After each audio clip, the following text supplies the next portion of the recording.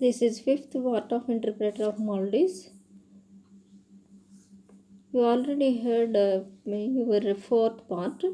In that part, Mrs. Das asked Kapasi's address. She gave a piece of paper to Kapasi to write his address. Which paper she gave to Kapasi? The paper called as Mr. Kapasi wrote his address in clear, careful letters.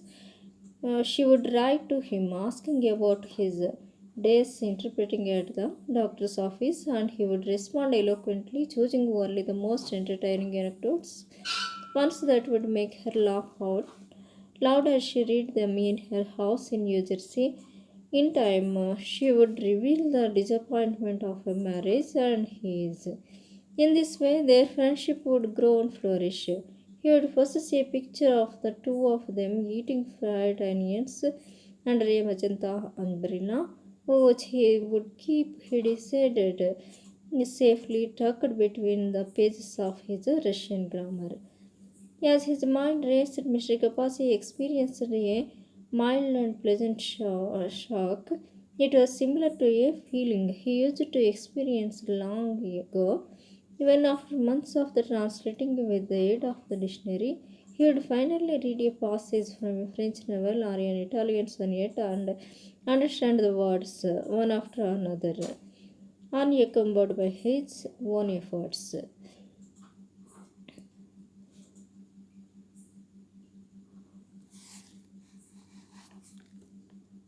While writing the address, Mr. Kapasi thinks so that Mrs. Das would write about interpreting a doctor's office on entertaining most anecdotes and laugh at them at their New Jersey house. She would also think disappointment of marriage and grow friendship with Kapasi.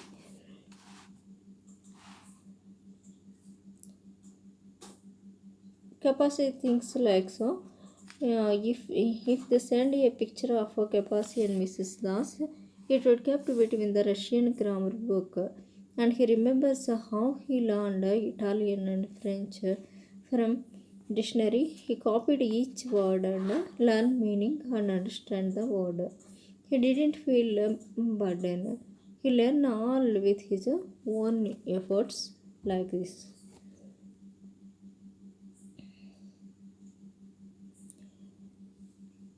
In those moments, Mr. Kapasi used to believe that all was right with the world, that all struggles were rewarded, that all of the life mistakes made sense in the end. The promise that he would hear from Mrs. Das now filled him with the same belief. When he finished writing his address, Mr. Kapasi handed her the paper, but as soon as he did so, he worried that he had either misspelled his name or accidentally reversed the numbers of a postal code. He dreaded the possibility of lost letter. The photography never reached him, hovering somewhere in Orissa, close but ultimately unattainable. He thought of asking for the slip of paper again just to make sure he had written his address accurately. But Mrs. Das had already dropped it into the jumble of her bag.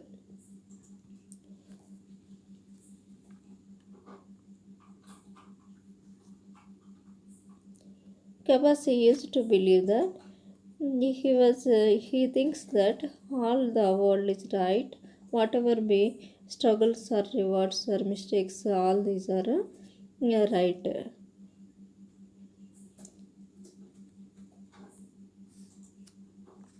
When he finished the writing and give the address to the when he finished writing in his address, Mr. Kapasi handed her the paper, but he has some doubt about why he didn't write correctly. He wants to take back his small paper, but Mrs. Das put it in the bag. They reached Konark at 2:30. The temple, made of sandstones, was a massive pyramid-like structure in the shape of the chariot. It was dedicated to the great master of life. The sun, which struck three sides of the edifice, as it made its journey each day across the sky. 24 giant wheels are carved on the north and south sides of the plinth.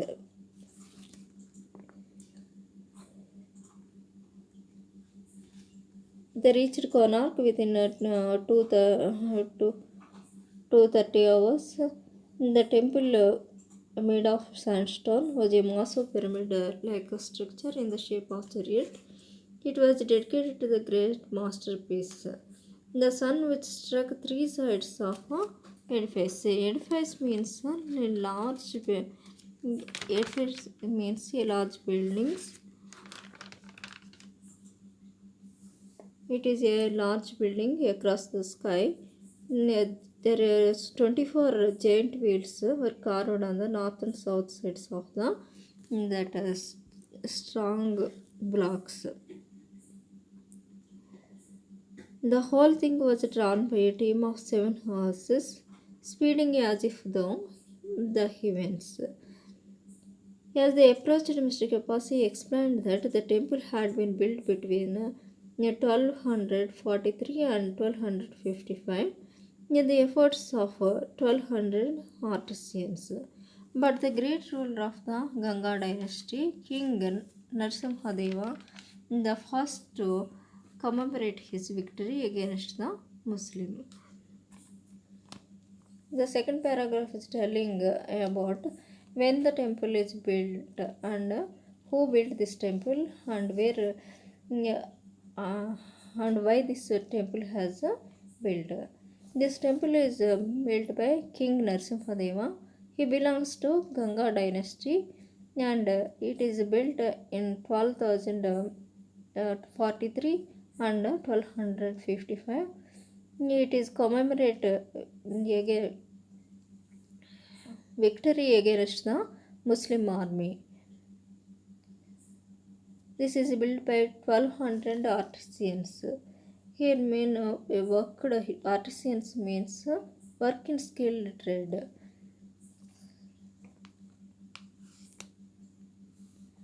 It says the temple occupies about 170 acres of land. Mr. Das said, reading from his book. It's like a desert, Ronnie said, his eyes wandering across the sand that stretched on all sides beyond the temple. The Chandrabhaga River once flowed 1 mile north of here. It is not now, Mr. Kapasi said, turning off the engine. They got out and walked towards the temple, purging past of pictures by the pairs of lines that flanked the steps. Mr. Kapasi led them next to one of the wheels of the chariot, higher than a human being, 9 feet in diameter. The wheels are supposed to symbolize the wheels of life, Mr. Das read. They depict the cycle of creation, preservation, and achievement of realization. Cool. He turned the page of his book. Each wheel is divided into 8 thick and thin spokes, divided the day into 8 equal parts. The rims are carved with the design of the birds and animals, whereas the midlines in the spokes are carved with the women in luxurious poses, largely erotic in nature. What he referred to were the countless friezes and infant naked bodies, making love in the various positions, women clinging to the necks of men, their knees wrapped entirely around their lovers' thighs, in addition to these, the resorted scenes from the daily life of hunting and trading and deer being killed with bows and arrows and marching warriors holding swords in their hands.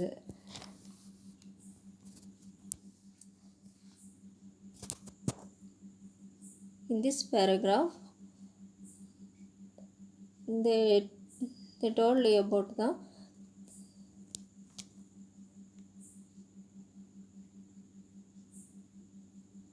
wheels. The wheels are divided into 8 parts. There are carved many designs, men and women, with luxurious poses. It was no longer possible to enter the temple. Of it had filled with the rebel years ago, but they admired the exterior, as did all the tourists Mr. Kapasi brought there, slowly strolling along each of its sides. Mr. Kapasi trailed behind, taking pictures. The children ran ahead, pointing to the figures of naked people, intrigued in the particular by the Nagamithnas, the half human, half serpentine couples who were said Mr. Kapasi told them to live in the deepest waters of the sea. Mr. Kapasi was pleased that they liked the temple, pleased especially that it appealed to Mrs. Das. She stopped every 3 or 4 paces, staring silently at the carved lovers and the procession of the elephants and the topless female musicians waiting on two sides. Though Mr. Kapasi had been to the temple countless times, it occurred to him, as he too gazed at the topless women, that he had never seen his own wife fully naked.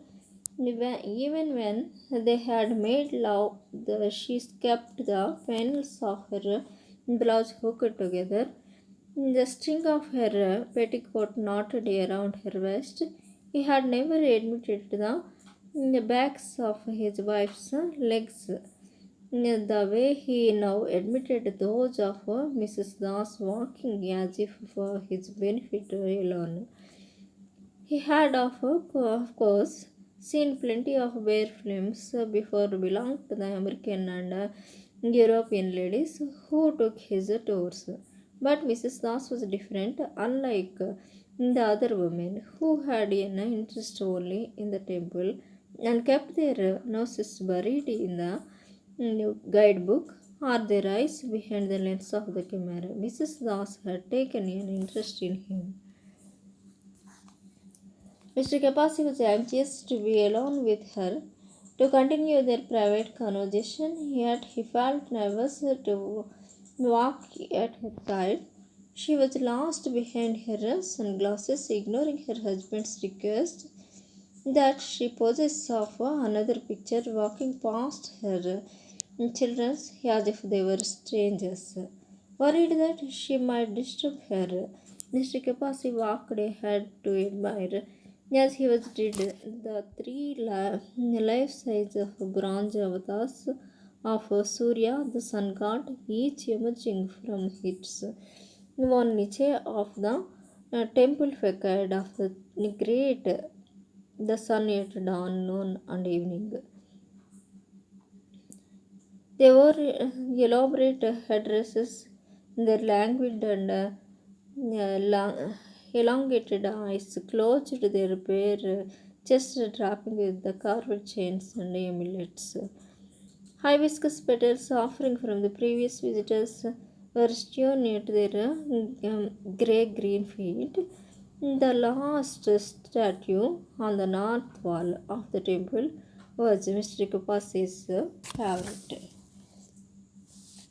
The Surya had tired expressions, weary after a hard day of work, sitting astride a horse with the folded legs. Even his horses everywhere drowsy.